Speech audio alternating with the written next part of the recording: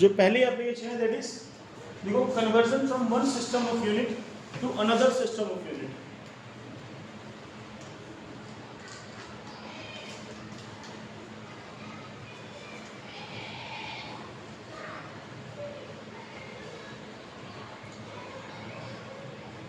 देखो बेटा हम जनरली ना three system of unit use करते हैं।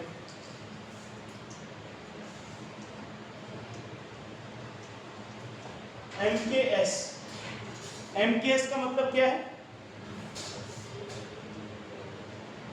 Metre kilogram second. तुम लोगों ने पहले पढ़ा हुआ है ना। एक MKS यूज करते हैं, दूसरा यूज करते हैं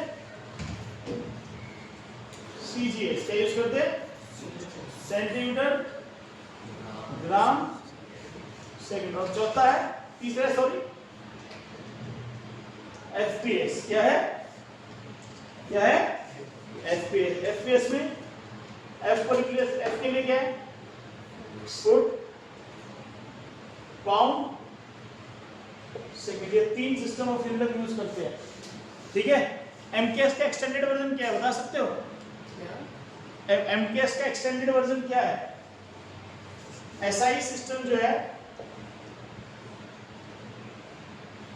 इज एक्सटेंशन ऑफ MKS है, ठीक है। क्योंकि MKS में सिर्फ मास लेंथ और टाइम की यूनिट है, लेकिन SI में क्या है? ऐसी चार और है, सात है ना, ठीक है। और दो सप्लीमेंट्री भी है, क्लियर है। तो मास लेंथ टाइम की यूनिट के बेसिस पे तीन सिस्टम ऑफ यूनिट है, MKS, CGS and FPS। Note करो इनको। ये यूज होता है कन्वर्जन करने के लिए एक सिस्टम से दूसरे सिस्टम में। अगर तुम कोई फिजिकल क्वांटिटी लेते हो तो तुम्हें पता है उसकी दो चीज होती है, NU, where N is numerical value, U is unit। तो अगर तुम यहां पर देखो, तुम किसी भी दो सिस्टम को ऐसे कंपेयर कर सकते हो, जैसे कि अगर मीटर से सेंटीमीटर में चले गए तो न्यूमेरिकल वैल्यू जो थी वो 5 से कितनी चेंज होगी? 500। लेकिन क्या क्वांटिटी भी सेम चेंज हो गई? क्वांटिटी तो चेंज नहीं हुई ना, क्वांटिटी क्या रही? सेम रही। क्या रही? हाँ है ना, क्यों? ठीक है, 5 metre is equal to 500 centimetre. ये क्या हुआ? N1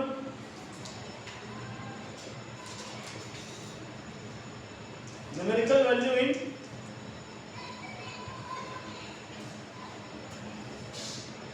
system 1। ये क्या है?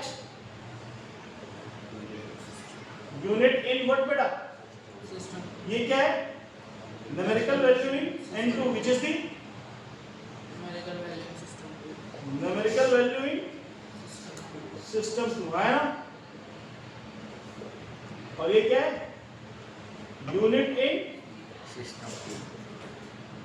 क्या तुम ऐसे लिख सकते हो कि जो NU है वो क्या है? उसकी वैल्यू क्या है? कांस्टेंट है। उसकी वैल्यू क्या है? सिस्टम चेंज होने से NU की वैल्यू चेंज नहीं हो जाएगी। न्यूमेरिकल वैल्यू और यूनिट चेंज हो सकती है, पर जो वैल्यू है वो 5 किलोग्राम अगर 5000 ग्राम बन जाएगा तो उसमें जो मास है, अमाउंट ऑफ मास है, वो चेंज नहीं होगा। तुम बेसिकली ऐसे भी लिख सकते हो N is inversely proportional to U, larger the unit, smaller the क्या न्यूमेरिकल वैल्यू आया। जैसे कि मीटर एक बड़ी यूनिट है, सेंटीमीटर एक छोटी यूनिट है, तो मीटर के अंदर 5 आ रहा है और सेंटीमीटर में 5, तो numerical value is inversely proportional to the unit. Inversely proportional to the, जैसे अमेरिका के अंदर जाके तुम 40 रुपए की एक पैंट, 40 रुपए नहीं सॉरी $40 की एक पैंट खरीद सकते हो, जीन्स लेके आ सकते हो। वो $40 किसके बराबर है? इंडिया के 4000 रुपए के बराबर है ना। तो इसका मतलब ये नहीं हुआ कि वहां पे 40 रुपए में पैंट खरीदी तुमने। इट मीन्स कि वो पैंट की वैल्यू इंडिया में भी 4000 रुपीज ही है और वहां जाके $40। समझ में आएगी नहीं आई? क्योंकि वो, लेकिन वो साइज क्या है डॉलर का? बड़ा है, बड़ी यूनिट है, इसलिए न्यूमेरिकल वैल्यू वहां पर छोटी है ना। चलिए पहले इसको नोट करो। कन्वर्जन कैसे करते हैं? N2 equal to N1 U1 है ना, तो N2 को यहां पर N1 U1 अपॉन में U2 से निकाल देंगे। देखो कैसे करेंगे। अब उस क्वांटिटी की जो डायमेंशन होगी वो तो दोनों सिस्टम में क्या रहेगी, सेम रहेगी ना, चेंज हो जाएगी। तो M1 की पावर A, L1 की पावर B, T1 की पावर C। मान लो पहले सिस्टम में मास और डायमेंशन A है, लेंथ में B है और टाइम में C है, और वहां पे मास की वैल्यू M1 है, टाइम की वैल्यू T1 और लेंथ की वैल्यू L1 है। ऐसे इसको M2 की पावर A, T2 की पावर C ऐसे कर दिया। मान लीजिए दूसरे सिस्टम में डायमेंशन तो सेम रहेगी, लेकिन मास की वैल्यू वहां पर M2 है, टाइम की वैल्यू T2, L की वैल्यू L2 है। अब ऐसा हो सकता है कि इनमें एक रिलेशन हो, जैसे कि M2 मान लो कि x टाइम्स ऑफ M1 हो, L2 मान लो कि y टाइम्स ऑफ L1 हो, और T2 मान लो कि z टाइम ऑफ T1 हो। तो यहां पर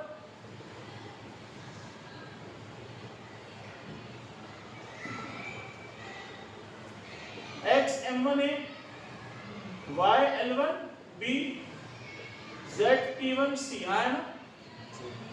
अब इनको काट दिया M1 है, इन सबको है ना, तो क्या बचेगा N2 इज 1 अपॉन में x की पावर a, y की पावर c और z की पावर c। इस तरीके से तुम्हारा x की पावर a, y की पावर b और z की पावर इस तरीके से निकाल दोगे। तुम्हें थोड़ा अजीब सा लग रहा है सर देखने में। चलो मैं तुम्हें एग्जांपल के तौर पे सॉल्व करके दिखाता हूं। जैसे कि एग्जांपल है तुम्हारा, मान लो convert 1 newton of force to CGS unit to dyne, जो कि तुम्हारी सीजीएस यूनिट क्या होती है, डाइन, याद है ना। आरएम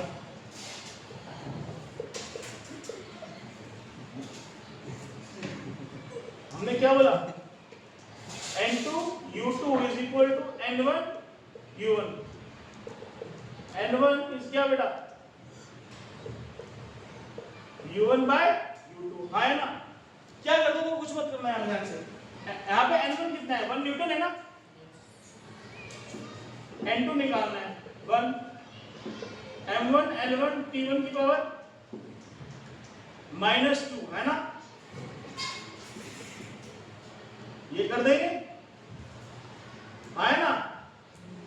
अरे है ना का जवाब दो। ऐसे ही M2 L2 T2 की पावर -2, डायमेंशन लिख दी यूनिट की जगह। अब सुनो ध्यान से, पहला सिस्टम कौन सा है, M1, वहां पे इसकी वैल्यू क्या है, किलोग्राम, लेंथ की क्या है, मीटर, और इसकी क्या है, सेकेंड। यहां पे क्या है, ग्राम, ये क्या है, ये सेकंड में कट जाएगा, इसको हम 10 टू द पावर 3 ग्राम लिख सकते हैं, और इसको हम कैंसिल जाएगा। क्या बचेगा तुम्हारे पास, आ तो गया तुम्हारे पास, N2 कितना आ गया, 10 टू द पावर 5, यानी कि 1 न्यूटन इज इक्वल टू